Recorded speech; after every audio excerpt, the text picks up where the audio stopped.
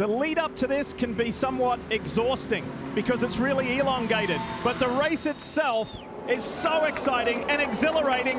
This is the Rolex 24 at Daytona, and we're green. And Dries Vanthoor in the BMW M Hybrid V8 leads the way. Nick Yellowly on the outside. 34 horsepower untapped there at the drop of the green as we see the GT field at the bottom of the screen. Nice start by our pole sitter, the Belgian Dries Vanthoor. The red and white machine going to the high side. That's last year's champion, three-time champion, Brazilian Felipe Nasr. Spin at the front of the pack for the United Autosports, number 2. Whoa, that was close. Nick Boole.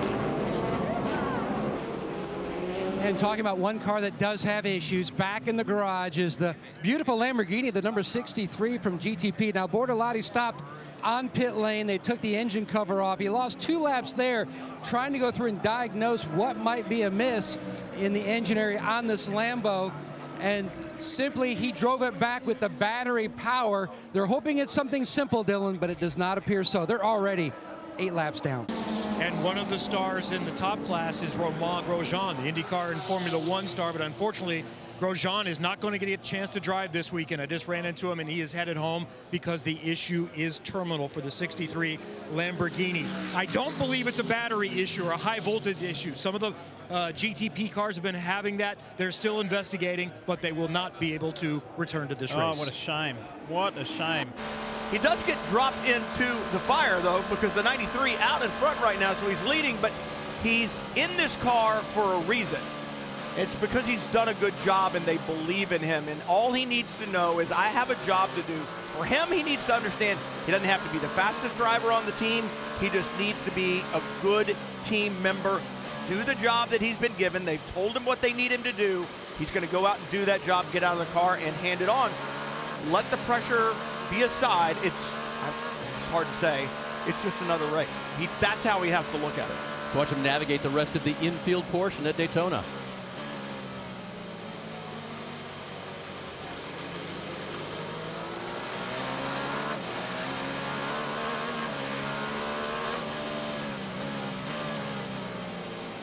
Back at Daytona, you can see the yellow on the upper left and the number 11 TDS Racing LMP2 car on the right off track, and it is the first full course caution of the day.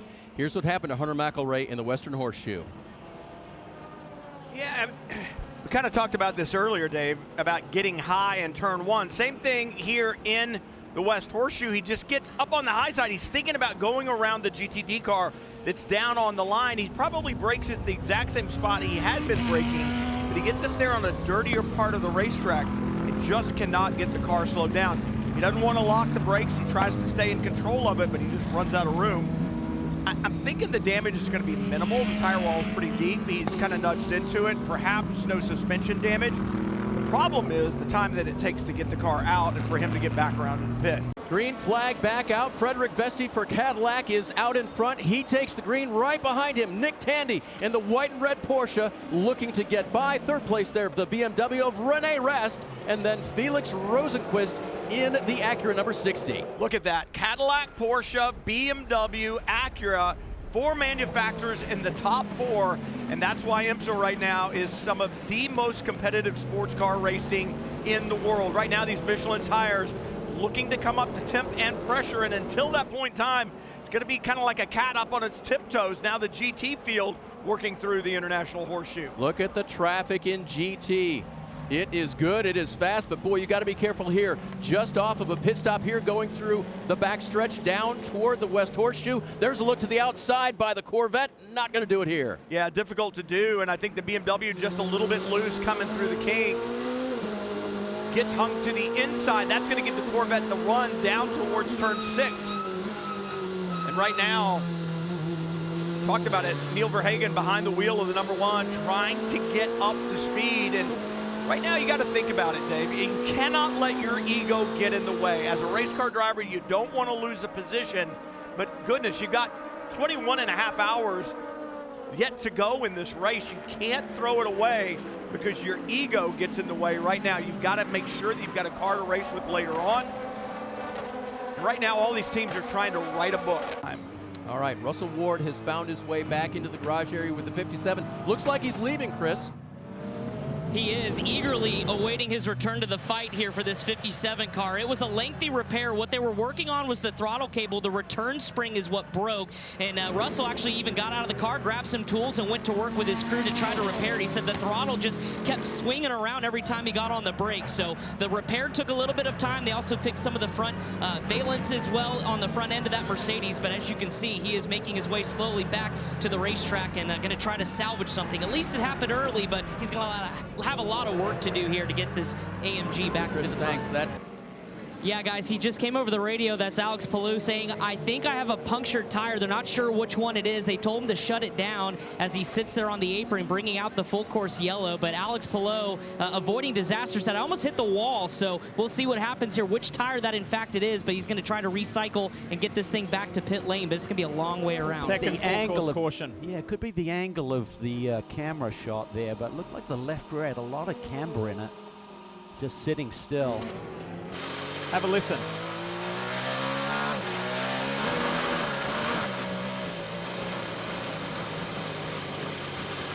The rear left suspension. I think the suspension and the drive shaft went. You see now he has no drive.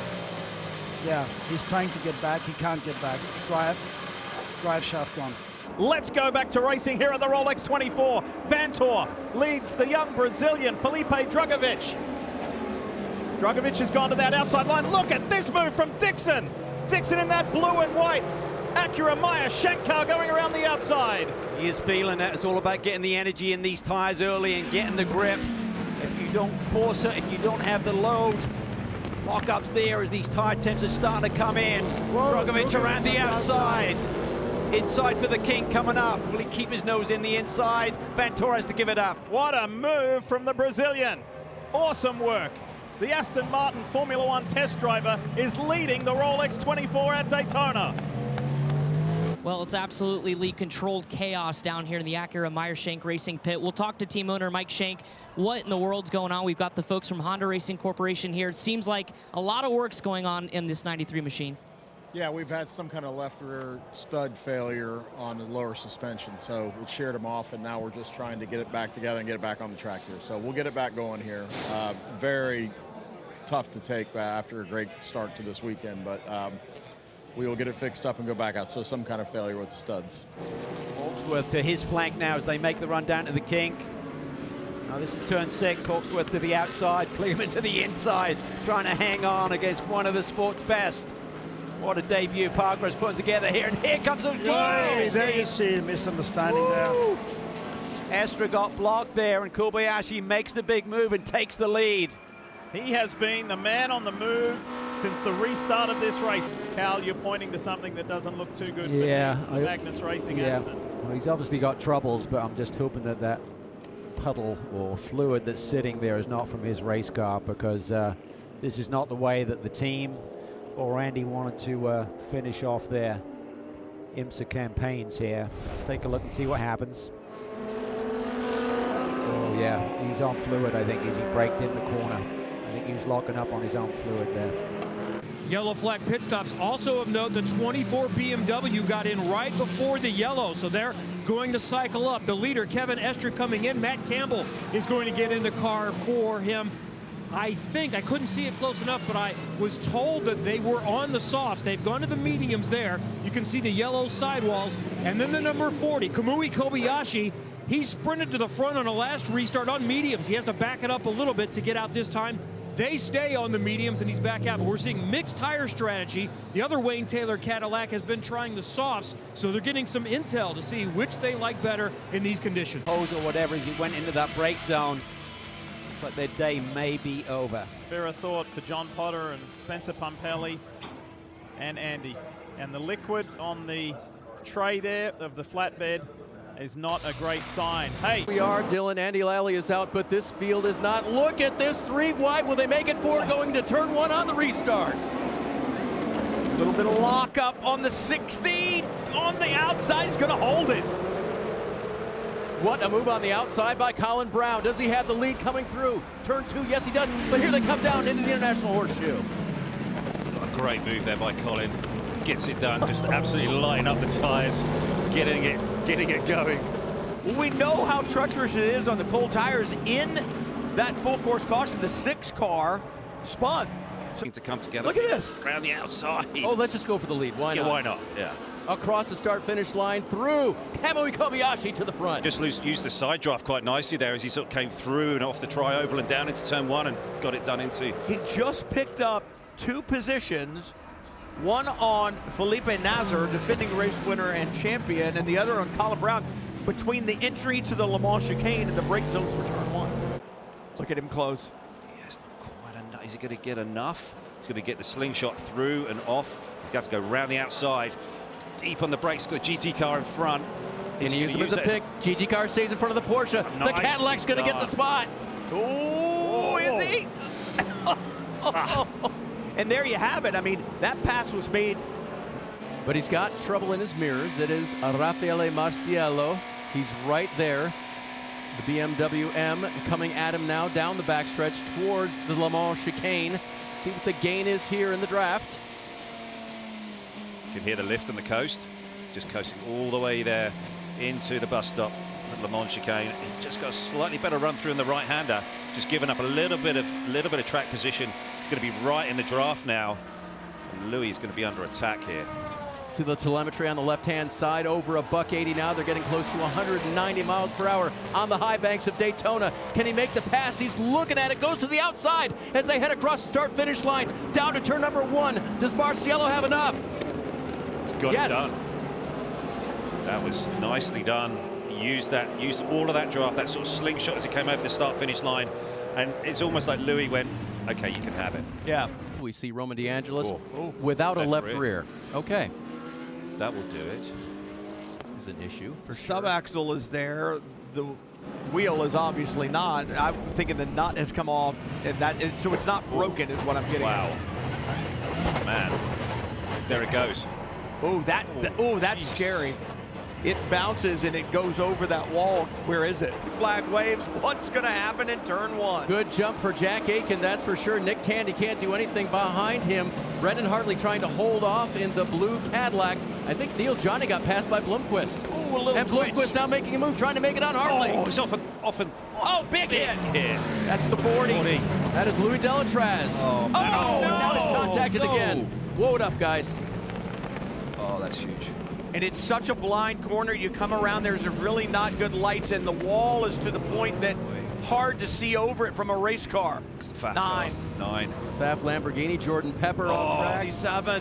That's the AO, that's the... Lauren Heinrich behind the wheel of that Porsche. Yeah, the 73 Pratt Miller P2 car. Oh, at 48. Chris Cumming behind the 73. The Max 48. Hesse, that's the leader in GTD Pro. Big damage to the left rear of the 48 BMW. Oh, that's huge. This is a big incident here. This is going to change a lot. This is a race affecting for a number of cars in a number of classes. It's going to take a while to get this cleaned up as well. You've got a lot of cars to remove. AMR safety team, as they always are. All right, let's see if we get a look at it. Again, the restart was clean, mostly going through turn 1. And then what do we see here? Where does it happen? Yeah, it's coming through, looking at the 40. And he's just come through, just gets a little wiggle and he goes off to his right, driver's right, then comes back in across the track. And there's the P2. That's the P2 of the Bull car, and I think it was... There's the 9. Brad Miller. Everyone checking up, trying to miss. In some cases, it was not avoidable. Yeah, Lauren Heinrich there in the AO car. So this is on board with the 93. Kelvin Van der Zande. Gregor Van der Zande, sorry. Louis Delatraz just loses the car to the right, and then it snaps back to the left, and it goes in the wall on the driver's right. Oh, this cold tires, getting them switched on again. It's super hard. Look how abrupt. On his own. Boom. And then he gets collected there. Oh, man. 73.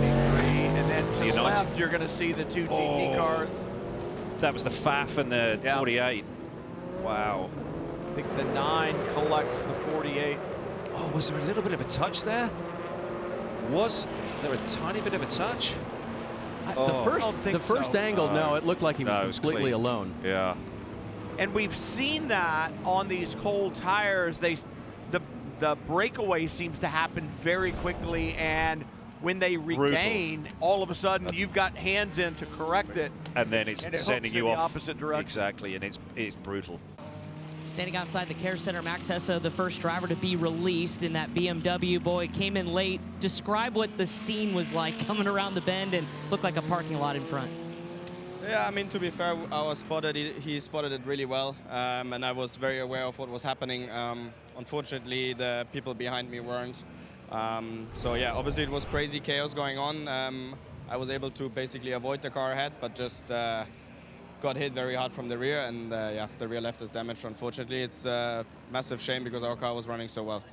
How big of an emotional swing is something like this when you saw the speed that you guys have had with this Paul Miller BMW all race long? Looked like you were going to contend for a Rolex 24 maybe tomorrow, and then ends like this.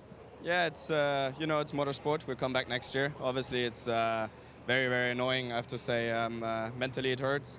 But the team has done such a great job, and really, for the first time they run 2 cars, it's been amazing.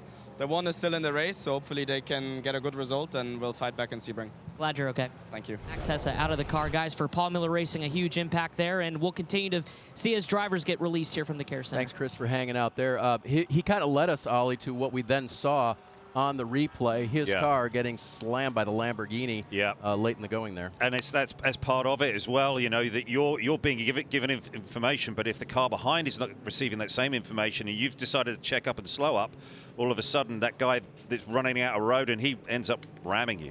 Here's that move again. Look to the right-hand side. I think it was clean. Let's take a look here. Just hits the deck. He's a little bit higher than the normal line into turn one. You see the car's running pretty low to the deck, clipping that skid plate as he comes down there. Oh, just a little flirting. Yeah, it was just a spark from the car bottoming there at the back. Well, you got to be careful if you take it right down to the wire. If there's suddenly a yellow, you're looking at emergency service, and no. Here we go. Tandy's in. Aiken takes it in deep, but goes around the outside. How cool was that? Just using up every bit of road on pit entrance. Nice work, Jack Aitken. Kevin, you're there.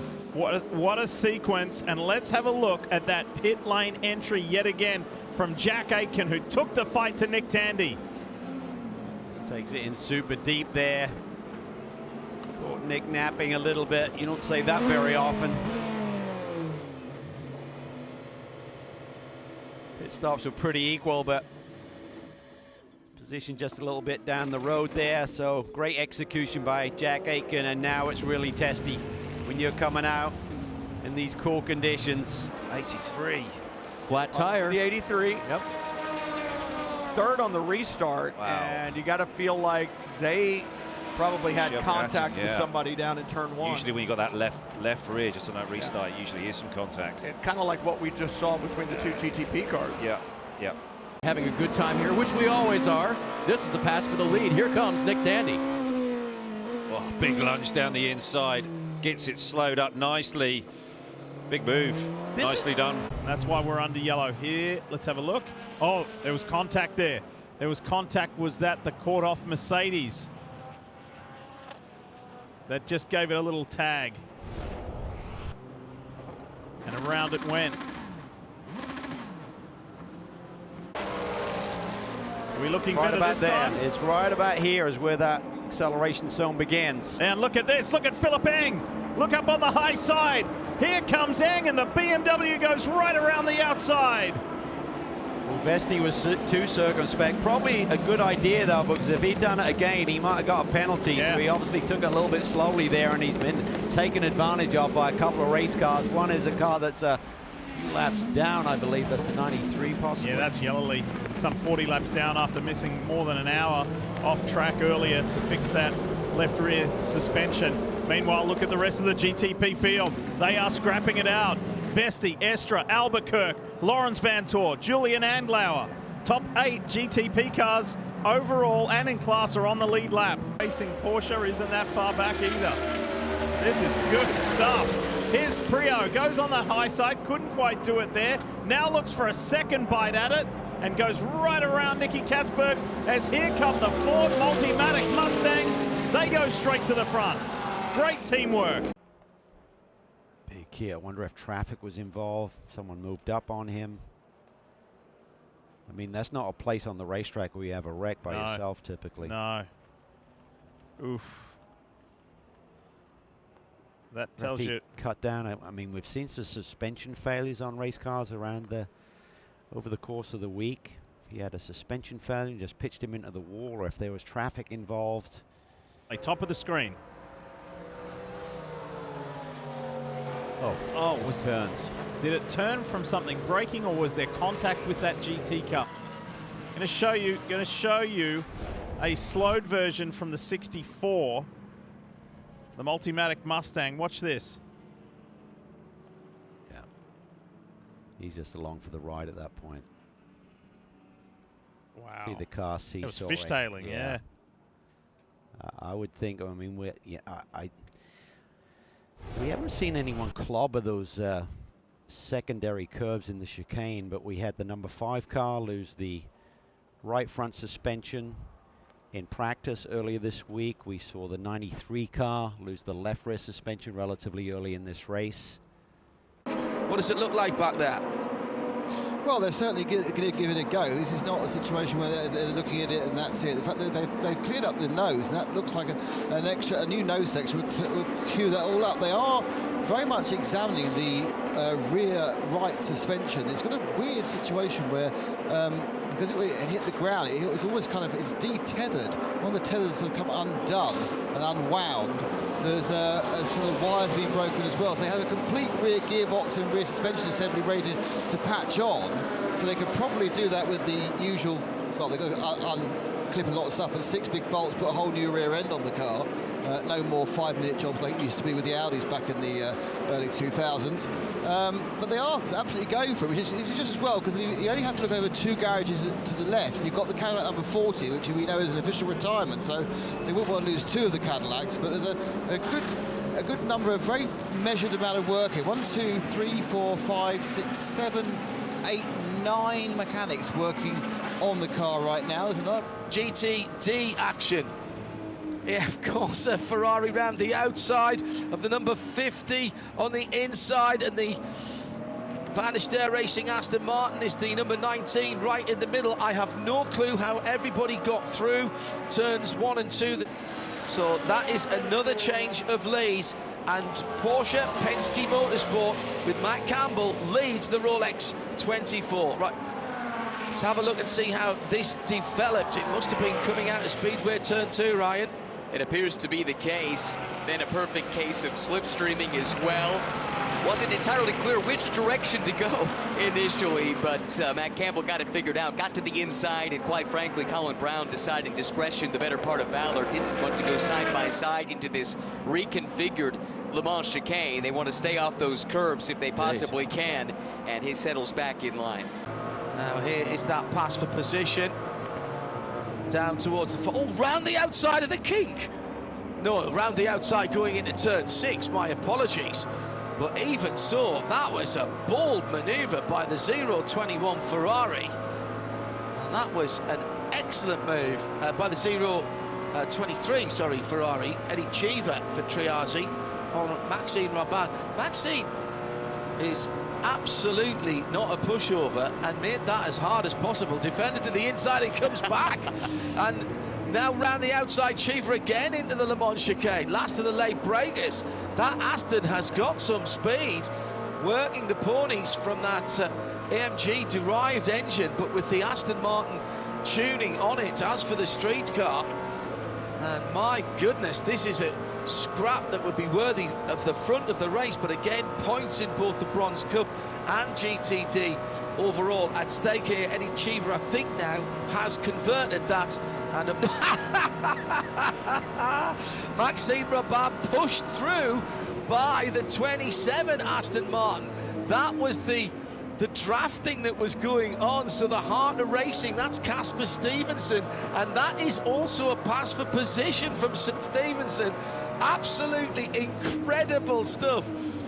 And this is what the driver sees. Oh, big slide from Stevenson going through the international horseshoe, and somehow Cheever managed to stay out of the door on the right-hand side. Actually, it wasn't a slide. Stevenson had to move over because the TDS Racing LMP2 car was coming up the inside and was exactly where he needed to be. So Triazi back up that position, but still behind the Van der Steur Aston Martin. Great opportunity to experience it as the driver's got. I've got it.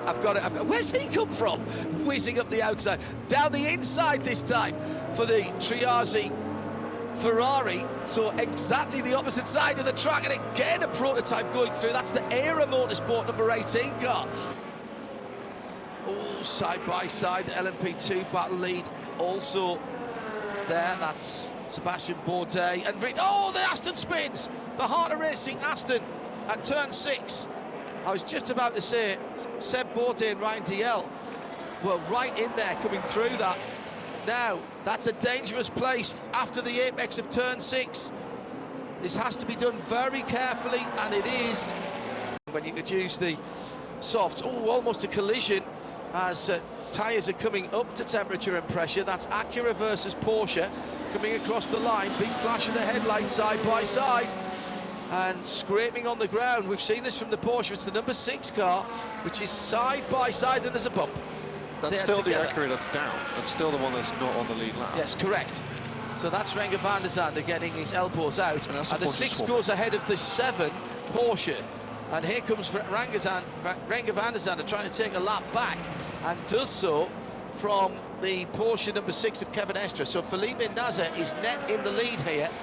When he comes round next time around, Felix Rosenqvist has come out of the pits, but I don't think he'll hold on to that lead. Now, if we have all this technology. You do need them.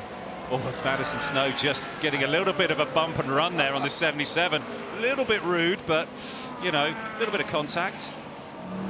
This has nothing to do with rearview mirrors. No, I was going to say. Sometimes you just need to give somebody a little bit of encouragement. I'm just coming through. It's learnable. That's one of the things with this, you know, new form of racing here in IMSA, you know, with multiple classes and the complexity of the cockpits. Those bronze drivers that are getting in, and they're having to understand that.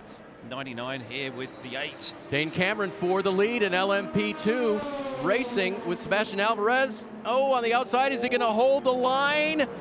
Cameron trying to drive it deep. He can't do it. The 8 stays ahead. Wow. That was ballsy by the 8.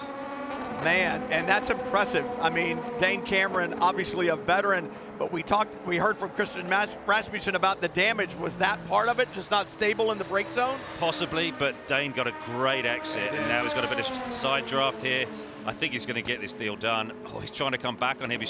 Alvarez is trying to sort of take that side draft away, and he's coming back at him now up the inside at the tri-oval over the stripe. Oh, super close. This is aggressive. Nearly touched down into turn 1. Alvarez is going to retain the lead. It's nip and tuck. What a great battle between the LMP2 drivers. Dane Cameron trying to get the advantage. For those of you watching on Peacock. Good morning from Daytona. Lee Diffie, Calvin Fish with you, and this is not a pretty sight for the 04 with Colton Herta behind the wheel. Car is limping back to pit road. Cal, this is what happened. Yeah, just gets into turn 5 here. The West Horseshoe, way too much speed for Colton Herta, backs it in. Take a look here. It's deep into a stand, just gets in there a little bit deep, just can't get it well down, and then locks up the rear, back end in. Breaks that rear suspension, tire is flailing around, and that just tears up the bodywork. So a 2-time winner here at the Rolex 24. Be a big call for them to dig out from and get back into contention. And right there he's saying, ugh. These cars are almost built like Lego cars, kind of modular. You try and take off big pieces to try and get this car back into the race. That rear suspension is going to take a while, though. All right, track is clear, track is clean, track is open for racing. The JDC Miller Motorsports car was just hanging back there, and it's green. Let's go back to racing here on Sunday morning at the Rolex 24 at Daytona. Porsche Penske Motorsport at the front. 1-2. 7-car leading, 6-car mired in traffic right there. There you see, 4th car in line, wiggles his way by that number 31 Whelen Engineering Cadillac. Then there's Albuquerque right up in front. Problems in the GTD pack. The Lone Star Mercedes, the Forte Lambo. So hard, you get that big pack going down into turn 1. If there's fresh tires on some of these cars, it just takes one car to step out. And there are the consequences. See the leader up top, Tandy, stretching away a little bit. His teammate got to deal with some very fast traffic in front of him. Alessandro Pierre Guidi in that Ferrari. Here's what happened. Contact later in the pack, and there's just a big compression. You see the Turner Motorsport, the Lick Molly livery car right there in the middle of the pack. May have just escaped. Oh, it's the 80 car that gets in there and gets a little bit sideways. Scott Andrews, super talented Aussie, just had to get on the brakes, had the weight on the nose, loses the tail, and that Ferrari is right alongside him and takes everyone along for the ride. Watch the contact between the AF Corsa Ferrari and the Forte Lambo. That is a hard side hit. Driver's side to driver's side. Foley there in the 96 car. To race to the finish, just over 5 hours to go. And it's going to be an amazing run home. Now, we have been here many times, folks, where you might have 1 car on the lead lap, 2 cars on the lead lap. In GTD Pro, we've got 9 cars on the lead lap, and in GTD, there are 11 cars on the lead lap. So for overall and class honors, it is on with just over 5 hours to go. And look at Nick Tandy. Tandy doesn't want to get involved in anything. That yellow was a little more prolonged as we go back to racing. Race control was looking at the previous restart. Hang on, we've got GTD cars 3 abreast, side by side by side. Verhagen there in the outside slot in the number 1 Formula race. There's problems here in the middle of the GTP pack. The 25 or the 24, I believe. It is a BMW, it's the 25 of Marco Wittmann. The AO Porsche, Rexy's off track and back on again. Why was Albuquerque so desperate there? Well, the reason is the 10 was trying to get itself back on the lead lap. Yeah, and you could immediately see as the 25 pulled away that he had that left rear deflating, couldn't get it back before it kind of shredded itself, and the tread came apart. So this will ultimately, if we stay green, this will be a battle for the lead because Tandy's about 15% light on energy stint length compared to these 2 cars, which probably equates to about 5 laps as we see Magnussen pulling the draw through the tri-oval, making a move. From Formula 1 back to IMSA, and Matty Campbell says, not just yet, it's Porsche versus BMW, and Campbell keeps that 2nd spot for the time being. Matty Campbell not watched Formula 1 races and known how Magnussen races. That was getting the elbows out right there without any contact, I believe, but this is on the verge of getting pretty feisty. Well, you're talking about a guy who grew up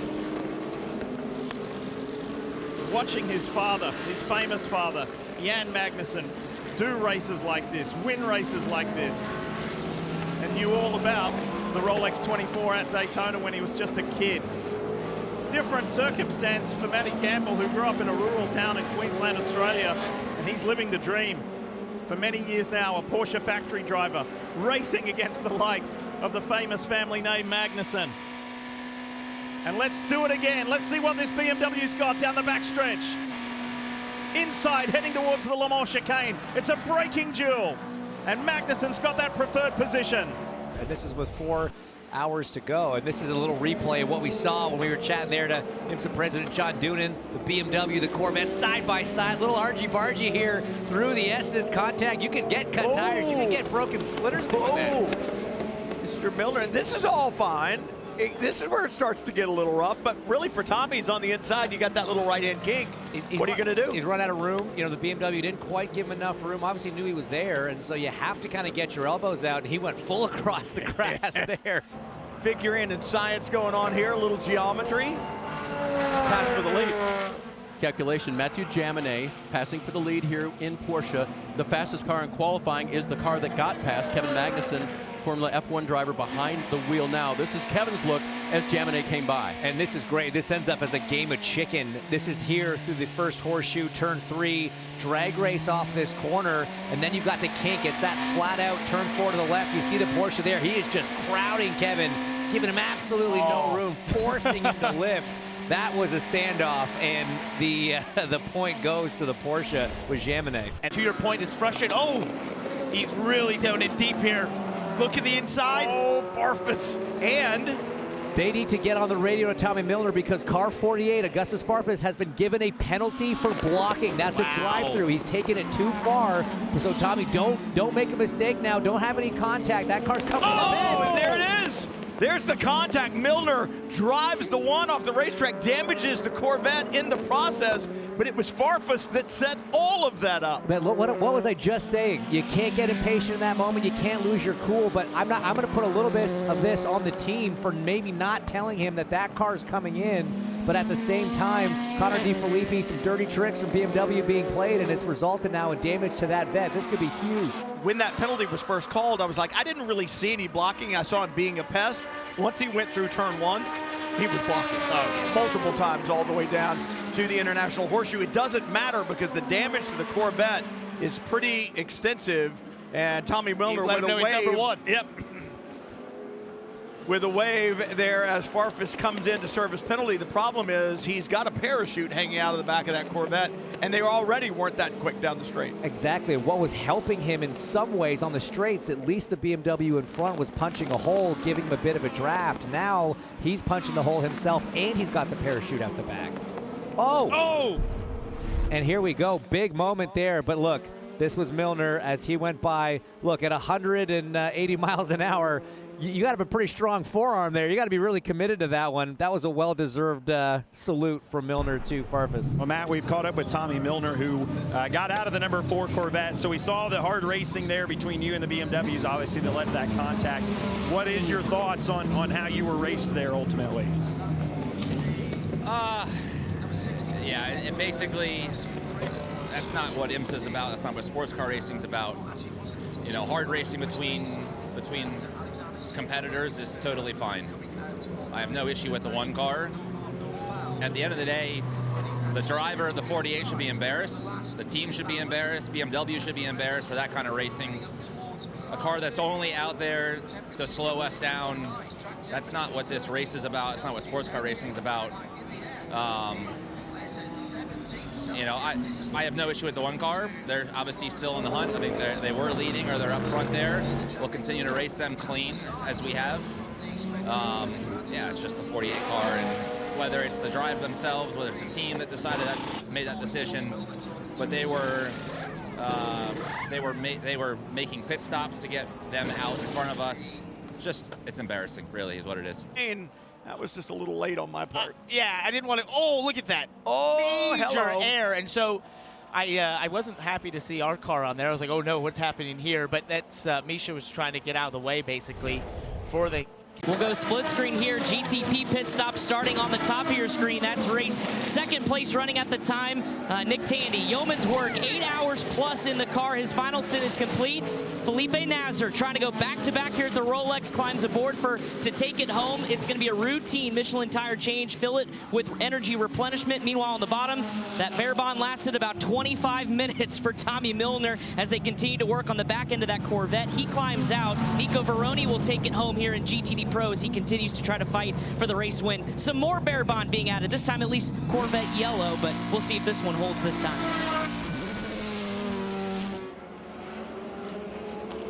Problems here for the LMP2 leader. Oh, this is heartbreak. This is what endurance racing does.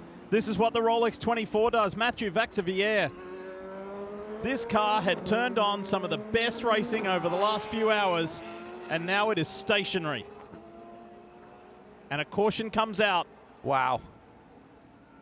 That is really big as well, getting a reset. So many different fuel strategy, energy strategies going on with the 4 classes right now. So this is going to be a complete reset. Let's see what happened to Vaxivière. Down into turn 1.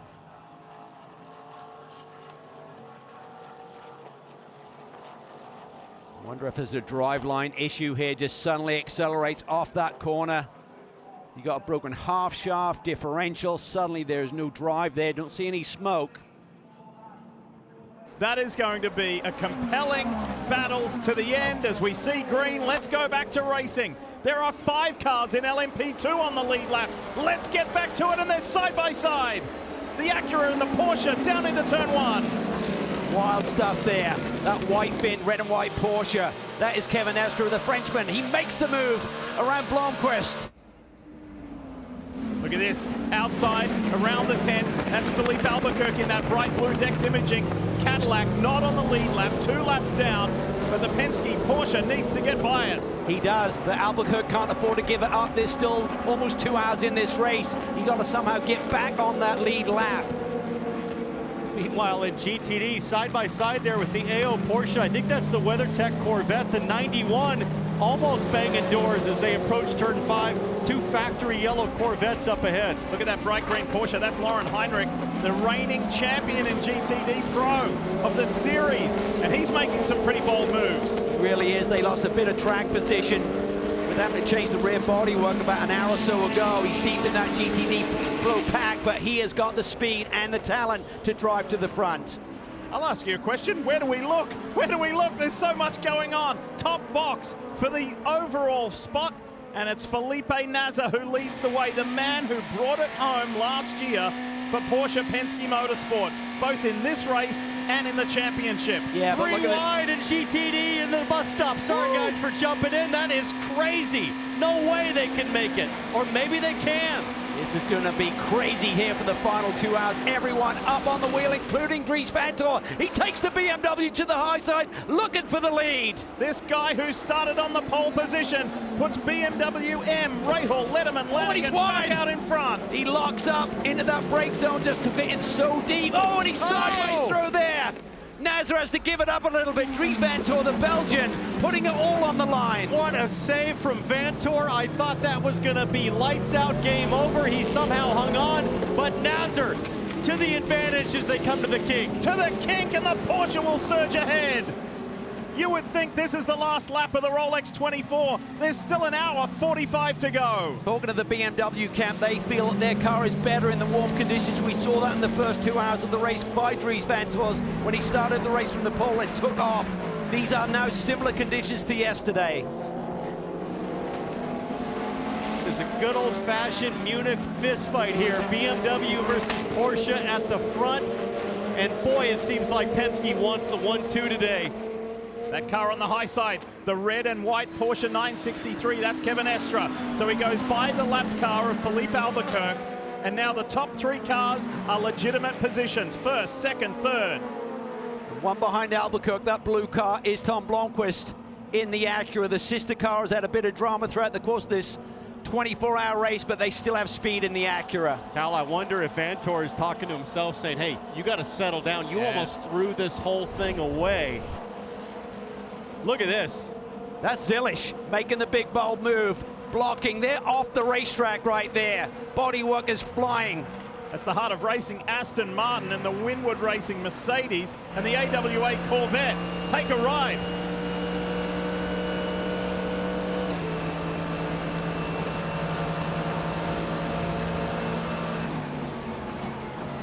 That's about 165 miles an hour there into that Le Mans chicane in these GT machines.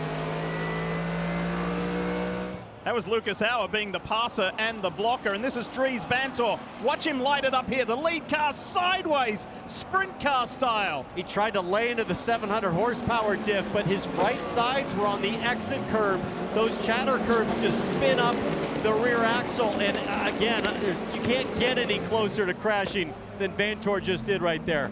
Just craziness. Oh. They're warming it down from 205 miles an hour down to about 80 miles an hour through turn 1. Then he's putting those 700 horses, as you said, Townsend, back to use. And Felipe Nasr cuts his way to the left of the AMG number 69, the Get Speed car.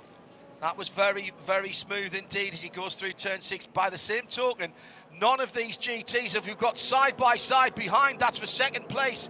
Dries Vanthoor has just been passed by Kevin Estre in an awesome maneuver coming out of turn 6.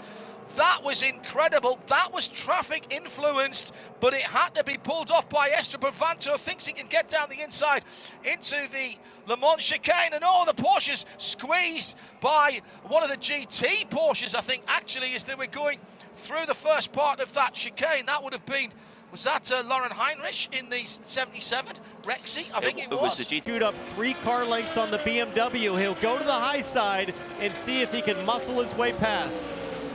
He has that speed. Got an LMP2 car down to the inside. He clears the BMW, tucks it back in. Beautifully driven there by Christopher Mies, and he hangs on the exit at turn 1, but the BMW is side by side. Vanderlyn comes back. That's some terrific, respectful racing. After that pit stop cycle, our leader, Felipe Nasr, has now dropped down to P3. He was on pit lane about 3 seconds longer than this car, the number 6 car, that is now driven by Matty Campbell. And they've been split by the BMW as well. Dries Vanthoor now is the meat in this Porsche sandwich. There he is. Oh, and he's into the side of that GT machine. So Vanthoor right there, but Campbell still fighting for tire temperature. Centimeters with every oscillation as the number 45 Ferrari has at least de-lambed or fully de-beated Danny Formal, the left rear of his Lambo. Running in P3. Perfect timing right as you rejoin us. We go green here at Daytona International Speedway, and Matt Campbell of Porsche Penske Motorsport, who won this race last year, leads the field to green. Bottom box, GT Daytona Pro, it is on. Vanthoor just rammed Matt Campbell, and that allowed Felipe Nasr to get by. It's Penske 1-2, and they're side by side. Look at this GTD scrap down below in the bottom box. Meanwhile, for overall honors, Porsche versus BMW. Vanthoor is coming back. He's on the outside now. They hit the high-speed kink right there on the infield. Nasr makes his mark stick. He is staying in P2, trying to chase down his teammate, Matty Campbell. Once again, Laurent Vanthoor got into turn 1, Calvin, and outbraked himself and simply rammed right into the back of the Penske Porsche. Just really worry about the downforce on his machine with that hit he took earlier in this race. Is that damaged his performance? That's the 69 car of Schiller battling with the Corvettes. There's Rexy right in the mix as well. 3 wide. And the BMW just grabbed 3 positions in the one move. Just took the nose of Rexy and the teeth straight off. Rexy's gonna need implants. Those things are gone. Didn't know he had dentures. Whoa. Oh, and the 24, Dries Vanthoor, he missed the Le Mans chicane, and this thing is scuffing all the way back into pit lane. It's undrivable at these sort of speeds. You need that aero effect on the front of the car, and it's just too badly damaged. I'm really surprised they didn't look at that nose in a little bit more detail on that pit stop under caution. Off. Now Nasr's going to get the draft from his teammate. Here comes well, they're both defending race winners from last year. Nasr to the inside of Matt Campbell. Down on the line, down on the apron. He's going to have the inside run for the Le Mans chicane, and the Brazilian is out in front. You talk about putting your entire career on the line for that move. Nasr goes below the yellow line, throws caution to the wind, and he is in front. Just a lead change in GTD. Matt Bell makes a big, bold move down to the inside. There you see it, the gold and black colored car roughs up Drudy a little bit, but that's for the lead in GTD. Drudy comes back at him side by side through the tri-oval, Townsend. I don't think Drudy's gonna forget how Matt Bell just chewed up his left door and maybe even his mirror. Drudy now to the inside, does the crossover. They'll be side by side through turn 2. I think this is a little payback because Drudy started it earlier. Bell's got the inside line for the international hairpin. Oh, Drudy played that pretty clean. He could have easily driven Matt Bell straight off into the grass. Matt Bell now drives Drudy over once again. That 20 car is not in the mix. Under 6 minutes to go, and here comes Tom Blomqvist around the outside. Campbell on the inside. The Acura for Meyer Shank Racing. They'll go side by side. Is Blomqvist far enough ahead? He won't back out now, will he? Or he has to. Campbell won't let him get that second spot. This is just hurting their lap time and allowing the leader, Nasr, to escape ever further down the road. Nasr is loving life right now. There it is. One more lap for Porsche Penske Motorsport. One more lap of Daytona International Speedway's road course for Felipe Nasr. Beating your teammates straight up, having to make the anxious decision of how hard to race with your team, Penske, running 1-2. How aggressive can I be? Do I put it all on the line? He did, and it has paid off. And as he did a year ago, Brazil's Felipe Nasr has done it again, and so too has Porsche Penske Motorsport. Felipe Nasr wins the Rolex 24 at Daytona. And the captain continues his global domination of motorsport. IndyCar, NASCAR, SportsCar, they do it all. Seb Bourdais driving the number 8 Tower Motorsports machine, looking for another victory here at Daytona as well. Put it on his resume. Bourdais has won in class, he's won overall, and get this man another watch. Sebastian Bourdais and Tower Motorsports have done it. John Ferrano, Sebastian Alvarez, and Jo van Uytvanck, they do it. How about in GTD Pro? What a fight this has been. How close do you like it? He's got 1% energy left on board. Big moment for Ford and Dennis Olsen. The 28-year-old from Norway gets it done. His previous best finish was third. They will win today, and the crew is pumped. And in GTD, Matt Bell in the AWA Racing Corvette wins that class. Phenomenal, and that was hard fought. There was a lot of banging and pushing and shoving, but they've done it. The AWA Corvette team victorious. It is grueling, it's exhausting, but it is so rewarding if you can feel this feeling.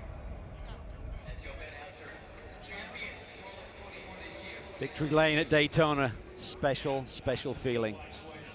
You get there, you celebrate with your crew, and then those absolutely stunning green Rolex boxes are presented with race-winning Daytonas. It's a hard enough watch to get normally, and a race winner is something really special, and these two know it. The BMW race results rolling through at the bottom. And the drivers will tell you there is this flood of emotions. You're exhausted, you're elated. It's really raw, Kevin, but it's celebratory. This is going to be so special for Felipe Nasr. He knows the feeling, back-to-back. I want to let the three teammates stand on top of their Porsche for just a moment and celebrate. While we were watching Roger Penske at the checkers, I was watching Nick Tandy, and the emotion was real. He has won the Grand Slam of 24-hour sports car races, and you've won the Rolex 24. Nick, what's the significance? I mean, it's one of the biggest sporting events in the world, and we've just come out victorious. You know, I had a chance here to win before in class, but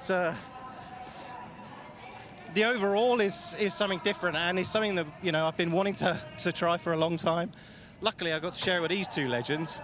So I think Lawrence has won a few 24 hours himself now, and obviously Felipe has got quite a few victories here just alone. So, but yeah, to win all the four major 24-hour outright is, you know, one would be incredible, but all four. Congratulations, well worth the wait. Lawrence Vantor, you have won the biggest sports car race in America now. Jeez, yeah.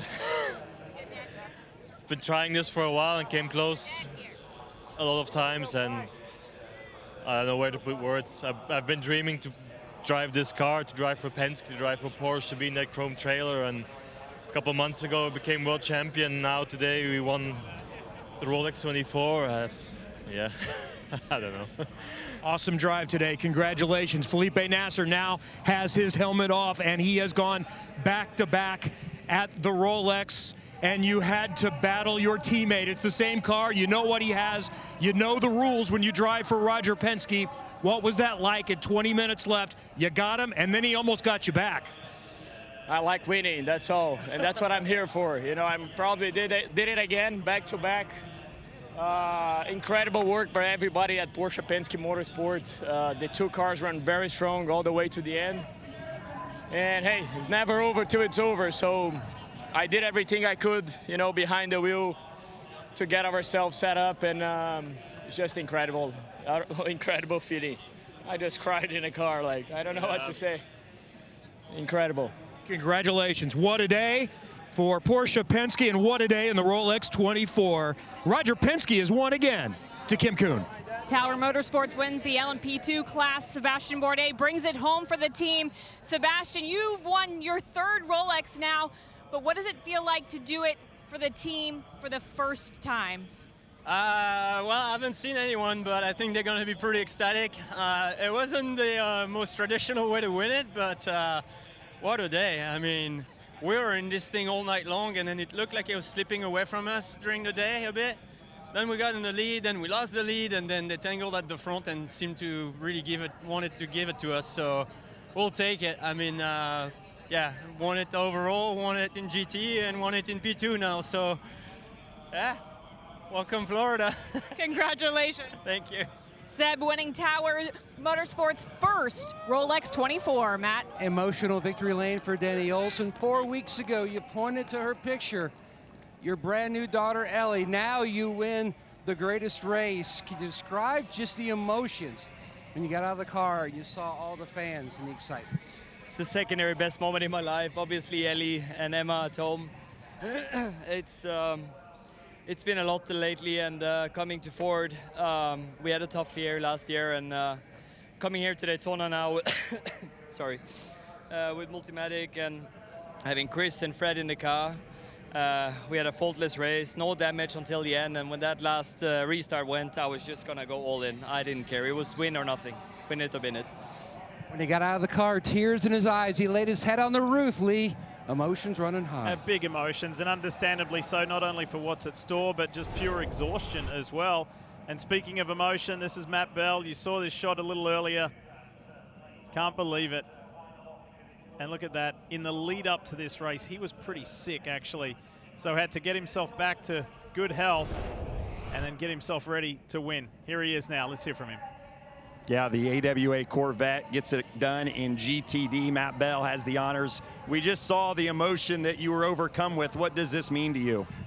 It means absolutely everything to me, my whole team, all my teammates, Ori, Lars, Marvin. Everybody on this team works so hard, to think of where we were last year and how far we've come to now. It's so much hard work gone into all this. From the minute the checkered flag fell at Petit Le Mans, no one took a rest, no one took a break. It's been 24/7 since then to get a car that's capable of winning the Daytona in 24 hours. AWA gave the four of us a car. And we went out. We had some tough battles. IMSA's the hardest championship in the world. 27 harder racing, 57 windward, 120 Porsche Wright Motorsports gave us a hell of a run.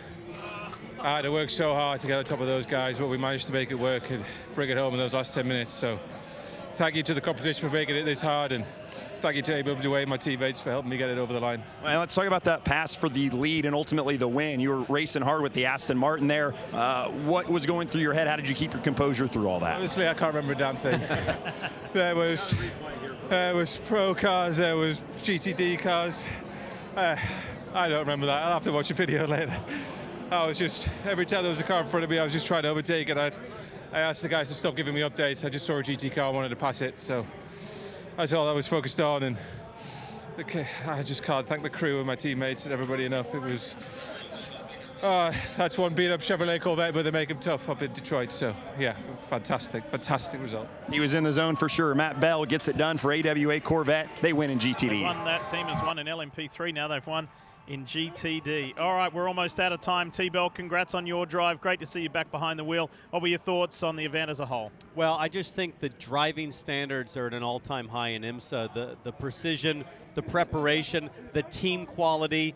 This was the best of the best. Easily the most competitive Daytona I've ever seen. The quality of the field throughout all four classes is just immense, and these battles are going to continue for the whole championship season. So much to look forward to. 7-week break. Get ready for a battle at the 12 Hours of Sebring. And Marty Snyder, all we want to see great competition at the highest level, and we got exactly what we wished for in this year's Rolex 24. I've seen it.